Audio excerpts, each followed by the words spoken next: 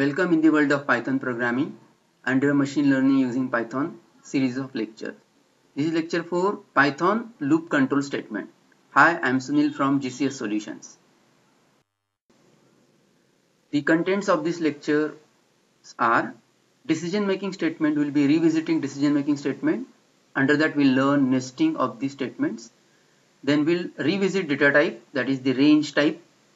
Then we'll learn loop control structures, under which we'll learn while loop, for loop, the break statement, continue statement, pass and else statements.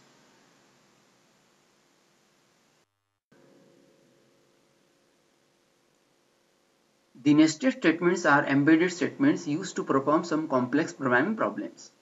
Suppose you have a complex requirement of certain decision making logic, then one has to go for nesting the if else, elif.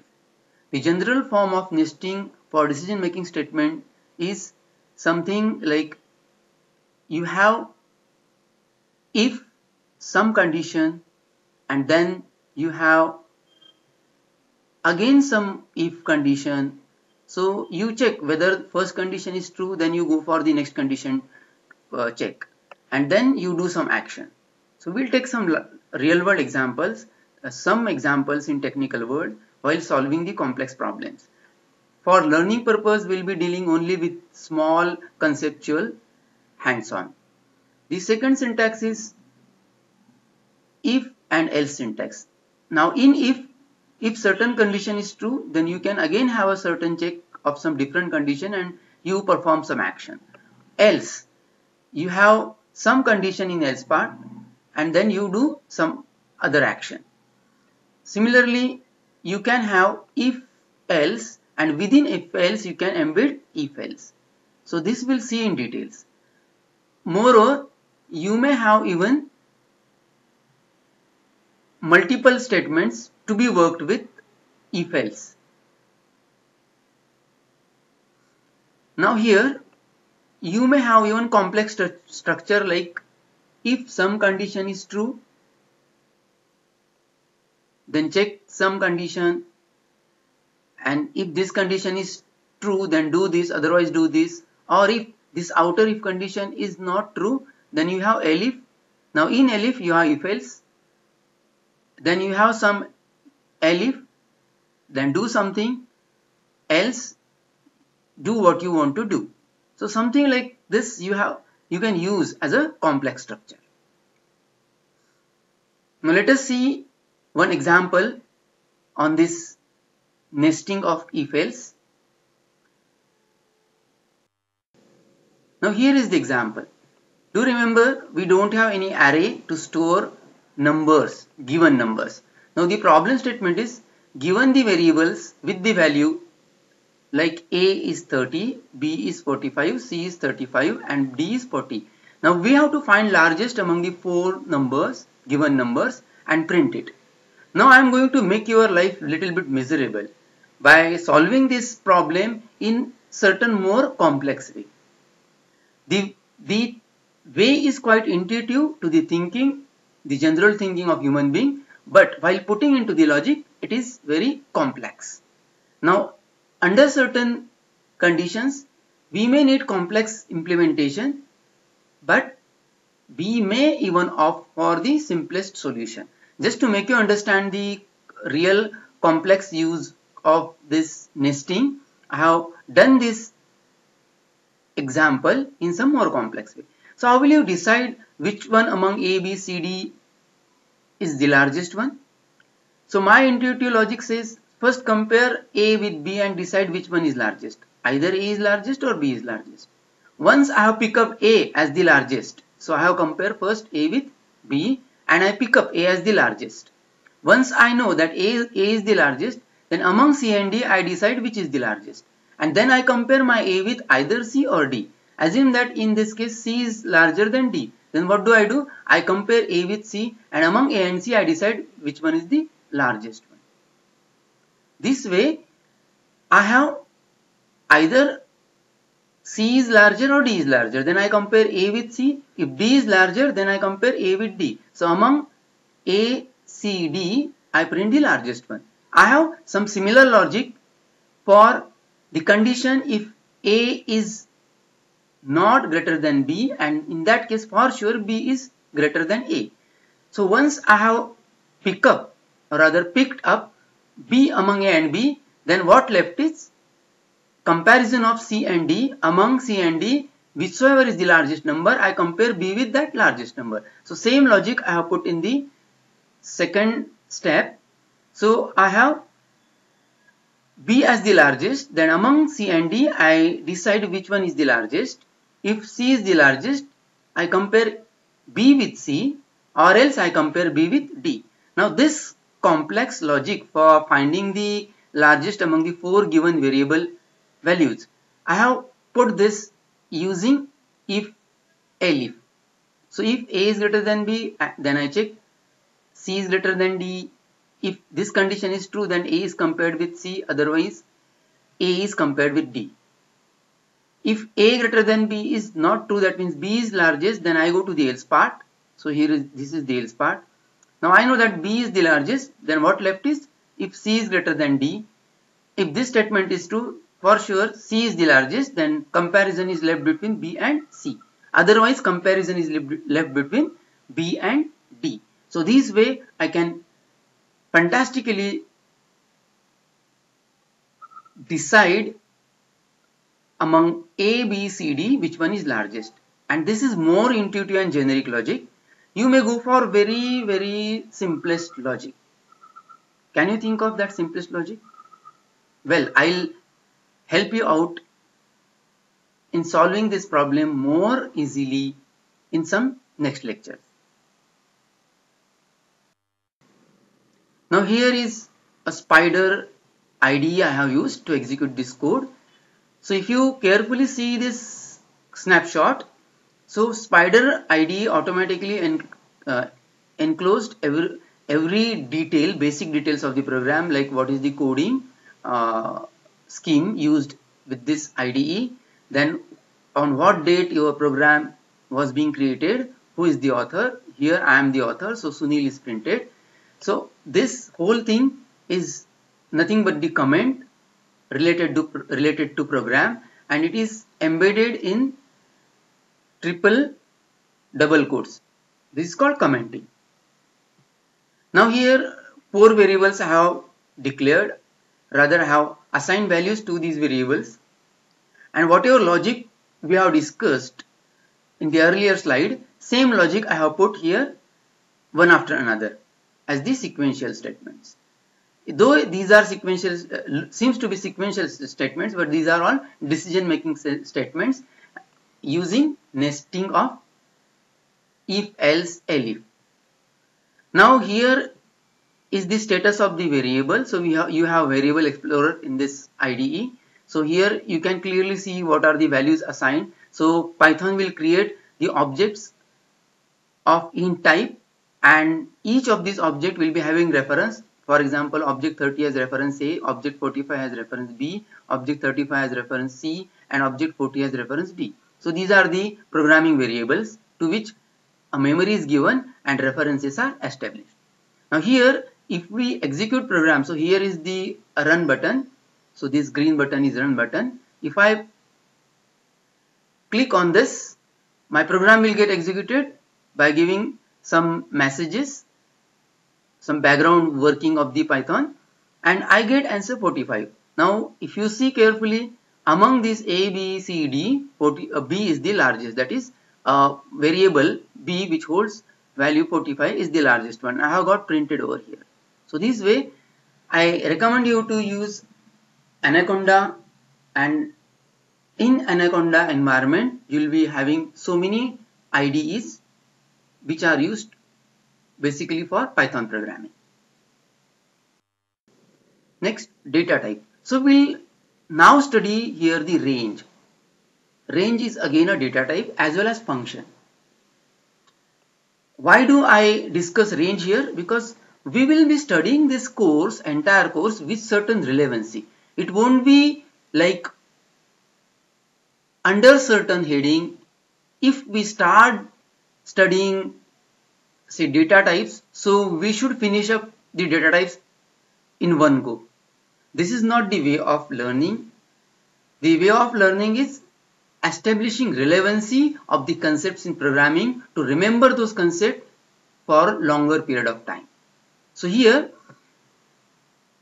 a range data type is used when you want to use a range of values which should be automatically generated and can be used in certain programming context. The generic form of range is, the range function has three arguments. The first is start, that is the starting value of the range, where you want to stop, so next argument is stop, and optionally you can have a step value. So we'll understand this because range is used in three different ways. So here let us see the usage, actual usage. For example, if I say range 5, so I say range in bracket 5. Here if I don't specify anything, I just specify only one argument. So range, Python will consider that this is the value which is the stop value, and by default Python will start with 0 and will take next 5 values starting from 0. So internally Python creates a list. Now here is the list. If you see carefully, so list is having 5 elements starting from 0 to 1 less than the number we have specified in the range function. So it is 0, 1, 2, 3 and 4. What if I specify the starting index?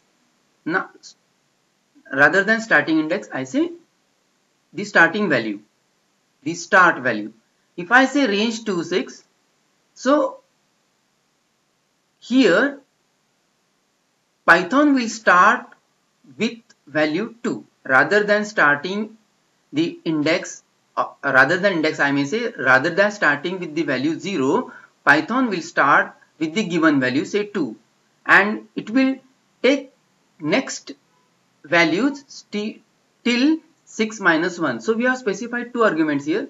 The first one is 2, that is the starting value, and the last one is 6. So do remember, Python always takes 1 less than the stop value. So here it will be 6 minus 1. So how many values will be there in the list? So it will be 2, 3, 4 and 5.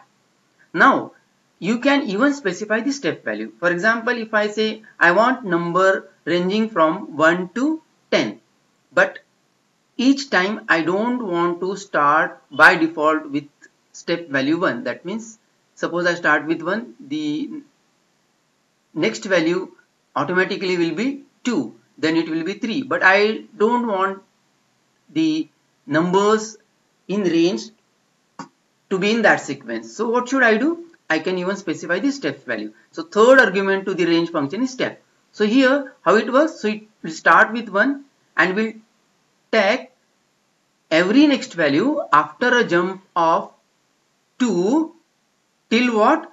Till I get all the numbers 10 minus 1, that is stop minus 1. So here it will start with 1, it will take a jump of 2, after 1 it is 3, it takes jump of 2, after 3 it is 5 and 7 and then 9, but it stops. Why? Because Python always stops the range at stop minus 1. So here are certain examples given. If I say range 6, so it starts with 0 by default and reaches up to 5. And if I say range 171, so it starts with 1, it takes a step value 1 and will take all the numbers starting from 1 to 6.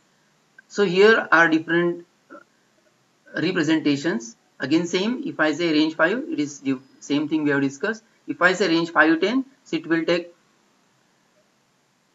numbers from 5 and step value is by default 1, so 5, 6, 7, 8, 9. If I say 10, 20, 10, 20, 2, so it again will start with 10, sorry, it starts with 10 and will take a jump of 2 and then the values will be 10, 12, 14, 16 and 18.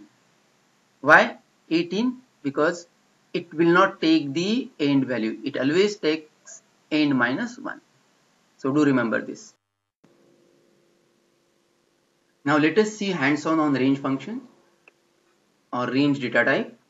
So I take A and I say A is equal to range 5. So what does it mean?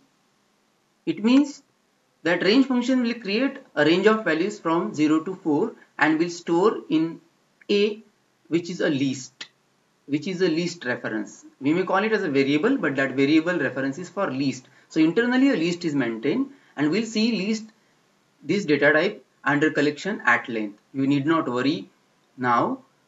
For now, you just remember internally some list is maintained in which all the range values from 0 to 5 are stored. If I now ask Python what is A, it says it is a range. A is nothing but a range 0 to 5. It means A is holding a value from 0 to 5 in range. 5 exclusive, not inclusive. Now if I ask what is type A, so it returns me that A is of type range. Do remember, even though internally values are stored in form of list, but type of A is not a list, it is a range. It tells that you are storing a value of what data type? Range data type. Now here again I reassign value say A equal to range 5, and now if I try to print the values of this A, so these values are stored at certain specific index starting from 0. So there will be 5 values starting from index 0 to index 4. Now if we inspect what is A of 0, it is 0. If we inspect what is A of 1, it is 1. If we inspect what is A of 4, it is 4. But what if we try to reach beyond index 4?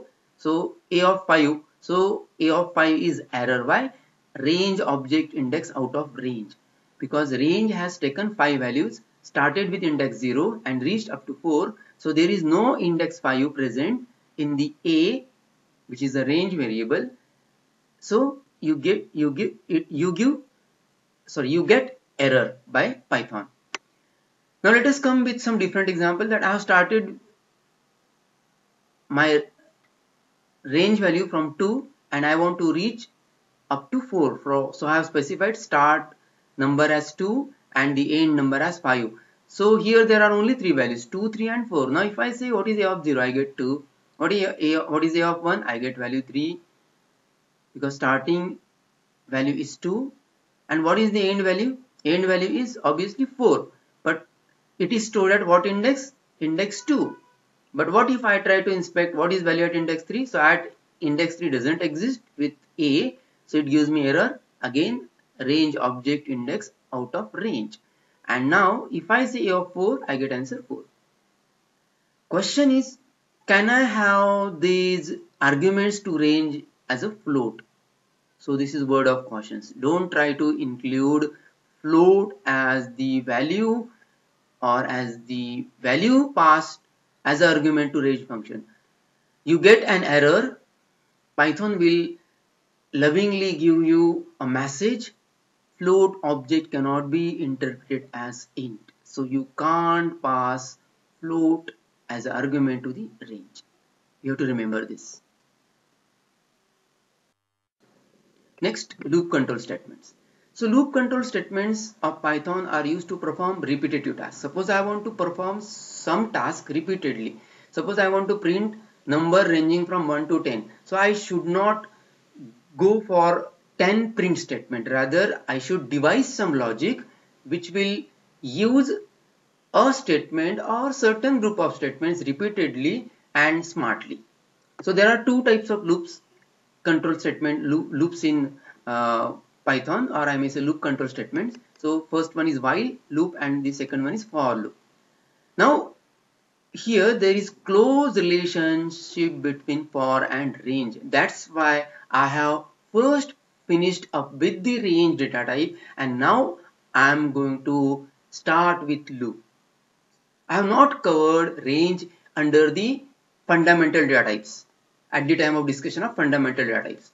Why? Because as I told you, if you learn the things with relevance, things can be remembered for longer period of time.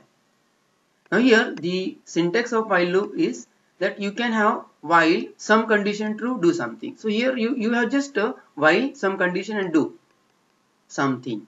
This is also valid syntax. But what will happen to this syntax is a big question that you can see while doing certain programs or while solving certain real world problems. But the proper way is this syntax.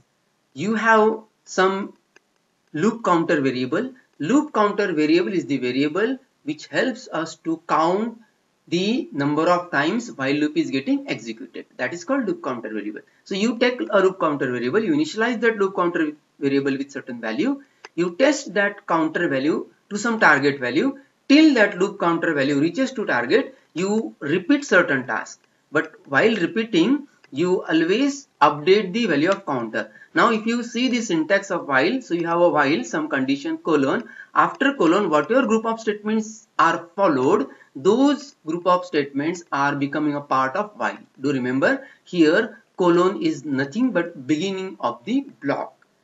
Now here in this case we have two things, do this and change the counter value. So you need to update the counter value, that means the loop counter value. Now syntactically we understood this, but internally how it works? So initial condition. Now see here the diagram which I am explaining. Initial condition, so you may start with the initial value of loop counter. You can test that loop counter variable till the condition is true. If condition is true, it gets into body of loop. So this is somewhat a C, C++, Python sort of representation of the while loop, just to make you understand the things. So you do something, but either you increment the condition or you decrement the condition. Condition means a loop counter variable value. Now you execute the body of loop repeatedly till this while condition is true. Where if while condition is false, you come out of the loop. So there won't be repetition of this block if test condition is false. Now here I have used one simple example of printing number from 1 to 10. So here count is 1. Now I test while count is less than equal to 10. Is count 1 less than equal to 10? Yes, it is less than 10. So it will print that count using printf statement. This is some C sort of representation. Then I increment count value by 1. So if count is initially 1, so 1 plus 1 count becomes 2. Again it comes back and we'll see that is this condition true? Is 2 less than 10? Yes. So it keeps doing like this till count is 10. When count is 11, so 11 is, that is counter value or count value is no way less or equal to 10. So it comes out of the loop. So this way it works. So this is the simplest representation for understanding purpose. But for our purpose, that is Python execution purpose, we need to follow the syntax of Python. Now here let us understand the for loop and then we'll take some hands-on. For element in some list. So here this is something like for each loop in your Java counterpart. Perhaps for each loop is not supported by C++ and not even C also, but in Java you will find for each loop syntax. So it is same syntax, and moreover Python doesn't have any complex representation of or syntax representation of for. In C, C++ or in Java also you have a very complex representation of for loop. Here it is very simple. It takes an element and checks in some list, and if list is not yet exhausted, it keeps taking the element and assigning the value of that element to the element variable, and it keeps doing something with the elements. Or you may have some other things to be done in this for. So you have a for element in list, then colon, that is start of the block, then you do something with the element, then you do something else, then you may have some other statements. So you have so many statements associated with the for. So you form a block after colon. Do remember here you have to specify proper indentation. Now taking one example of the for, here I have used a very simple example. So I say for I in range 5. Now here I is my element, in is the keyword which basically checks whether the element is present in the list or not. But here that in is not used in that context. In is used to take elements one by one from the range of the values. So here range is the data type or a function in which I have specified 5. So if I say for I in range 5, print I. What is the output? It prints 0, 1, 2, 3 and 4. So as I told that range 5 means 5 is exclusive, not inclusive. Now this is the actual execution, but what is the background story for this two statements which are executed in Python interpreter environment? So here is the story that internally a list is created by Python as we have a range 5 function executed. So here a list will be having elements 0, 1, 2, 3 and 4. Now each time this I will be taking a value starting from 0. Once the first value is processed, automatically I is given a second value. So I is given a third value, I is given a fourth value, I is given a fifth value. And once the list is exhausted, for loop terminates. So this is the way it works internally. Similarly is the while. So here I have taken I is equal to 1. If I check I is less than equal to 5. So as this condition is true, it prints value of I. I have incremented value of I by 1. So I becomes 2. Again it checks whether 2 is less than 5. Yes, it is less. It prints. This way it prints 1, 2, 3, 4 and 5. Why 5? Because 5 is inclusive here. Here there is no range function. Here is explicit checking of the two values using comparison operator. So till I is less than or equal to 5, it executes the while loop. And these two statements will get repeatedly executed. Once value of I is 6, it comes out of the loop. As condition is false, loop is terminated. Now whatever values you are getting each time as a counter variable values or a element value, those are called iterations. Each time something happening, that is called iteration. So in this case, in this while case, how many iterations are there? 1, 2, 3, 4 and 5 iterations. And one more iteration will be there, but that iteration is just check of the condition at which your while loop terminates.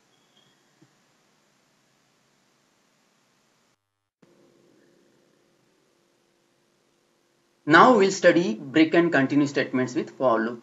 This break and continue can even be used with while also, but for understanding purpose, we'll deal with only for loop. Now here the break statement is used for halting the operation of loop, that is for loop, whereas continue statement continues the operation with the next iteration value. Now what does it mean? That break halts the operation and continue continues the iteration. So this we'll see with a small hands-on example. Now here I have used one for loop. For I in range -2 to 5, I print the value and I have a break with certain condition in the for. Now all these group of statements, print I, if I is equal to I power 2. So I am trying to take the square of the number and checking whether square of the number is equal to the number itself. And at that point of time, I break the loop. So this is my logic. Now here the range function will create a list of values with certain range starting from -2 to 4. Now here in background, a list is created starting from value -2 to 4. So it is -2, -1, 0, 1, 2, 3 and 4. So these are the list values. Every time it will check whether the value at moment which is assigned to I as the value of element is equal to its own power of 2. If it is, then break. Now here if we take first value of I as -2, so it prints that value using print I. It checks -2 is equal to -2 square. So -2 into -2 is 4. So is -2 equal to 4? No. So it will not break. It will go to the next value of I. Now I takes value -1 from the list, this list. So now here again I in range, yes, I is in range. What range? -2 to 4. Now it prints that value, that is -1. Now is minus 1 is equal to its square? No. Minus 1 square is 1 and minus 1 is not equal to 1, which is the number itself. Now here again it won't be executing break. It takes the next value, next is 0. Now it prints 0, now it checks. Is 0 equal to 0 into 0? So 0 into 0 is 0. So condition is true, it breaks. Breaks means complete halt of the for loop or while loop. No further execution at any condition. So here among the list elements, it has printed only 3 elements. Why? Because at the time of third element, this condition is true. So here break is applied. Similarly, we'll see the continue. Now in case of continue, I have just swapped the print statement. So first I have taken the check whether number is equal to its power. Okay, its square rather. Power of 2, that is square. So if it is true, then we continue. Now do remember, it is counterpart of break statement. It is a counter statement of the break statement.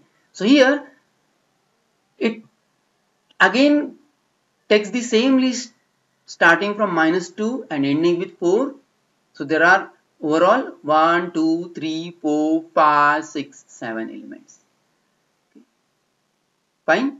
Now here initially I is minus 2. So now is minus 2 equal to 4? No.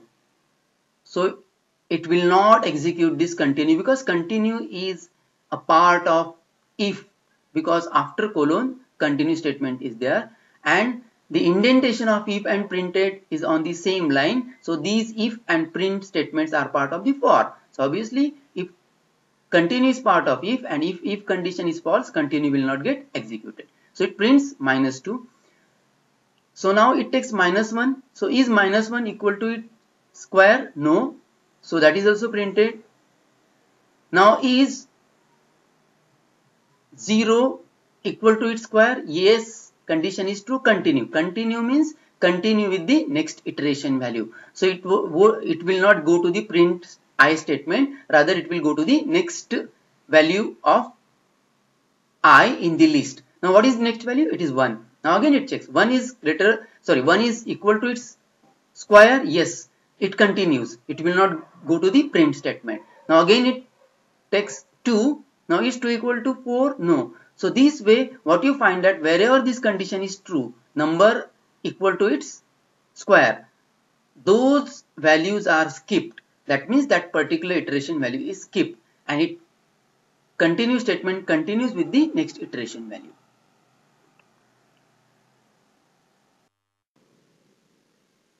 Now we learn use of else with loop. Now else statement can even be used with loop along with the if statement or elif statement. But here the usage is little bit different. Now if else is used with for, in that case else is executed when it is associated with for, it is executed when for loop is exhausted with the list element. Whereas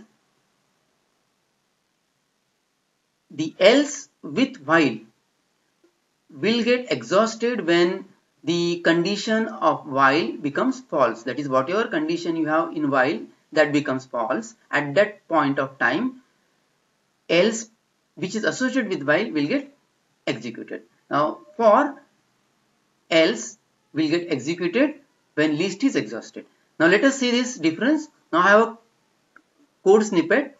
So here I go to conda prompt and I invoke the interpreter, Python interpreter. I say I in range 5. So what this range function will do? Range function will create a list of 5 elements 0, 1, 2, 3, 4, 5. Now each time what I do, I print simply the element I. Now till all the elements of the list are exhausted which are accessed using I.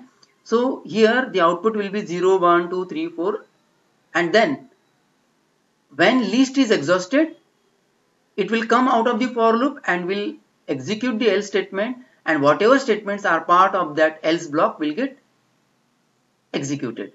So here loop is over with and it prints value of I. So after complete execution of for, and at the time of execution of else, the value of I is 4. That shows that when list has got exhausted, your else got executed. Now come here with the while counterpart. So here in case of while, I have started I with 0 and I am comparing I with 5. If I is less than 5 till this condition is true, I want to execute this while loop, and in while loop I have two statements to be executed, print value of I and increment value of I. Now here again there won't be a list. Actually here we are generating or rather using the variable value at fly. So here I initially will be 0, then it will check whether 0 is less than 5, it prints I and it increments value of I, then I becomes 1. So this way I will be 0, 1, 2, 3, 4 and 5. When I is 5, this condition I less than 5 fails. So it comes out of the while and gets into else. Now what is the else? Else has two statements, loop over and print I. But at the time of the terminating or rather termination, your I was 5. So that's why you get printed loop over 5, which is a print statement used as a part of else. So here is the result. Now the last point of today's discussion is pass statement. Now pass statement is just like your no operations, no op, nop or null in case of some other languages like C, C++, Java. Now here pass statement, when pass statement is executed, nothing happens. Now in what case this pass is used? Pass is used with loops when you don't want to do any operation, and it is used to define a function having no body. Now this function with no body will be discussed at length under a separate topic called function, which is a separate lecture, perhaps a series of lectures. Perhaps we may need 1 or 2 lectures to discuss the functions. But let us see the use of pass with loops. Pass is just like your game. Sometimes you play a Ludo game wherein you say pass, I don't have anything to play. Now your fellow person will play, and if he has played and it is your turn, again either you play or you say pass. In similar context, you can use pass statement in a loop. Now here is a small code. So I have a string Sunil. Now I have used here for each loop. So for element in Sunil. So Sunil is the string, and in a string each character is stored at specific index. For example, S is stored at index 0 of the list. Now here a string is a list sort of thing, and it is generated on fly. And now here S is at index 0, U is at index 1, N 2, 3 and 4. This way each character will be assigned as an element to the for. Now here that element is checked with N. So initially ELE element will take value S. Is it matching to N? No. So pass will not get executed, and neither print skip will get executed, because these two statements are to be executed when this condition ELE element equal to N. Now next value taken by ELE element is U, which is again not equal to N. Now next value is N. Now here it matches. So here pass will get executed. Pass means do nothing, and it prints not skipped N. Do remember, pass doesn't mean continue. Pass doesn't mean continue. So here every time what is happening, that we are printing the character, current character.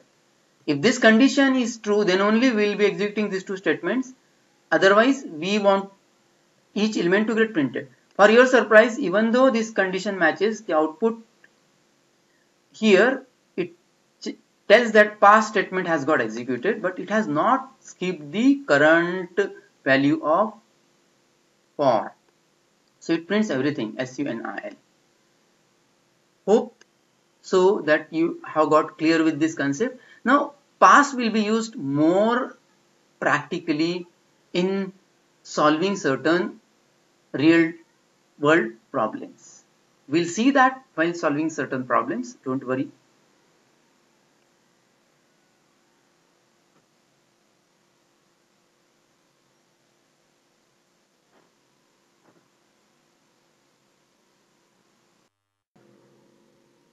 So dear learners, how was the lecture? Please give me feedback. Please let me know what are the flaws in my contents or in delivery of the contents. Please let me know. And till next lecture, happy coding.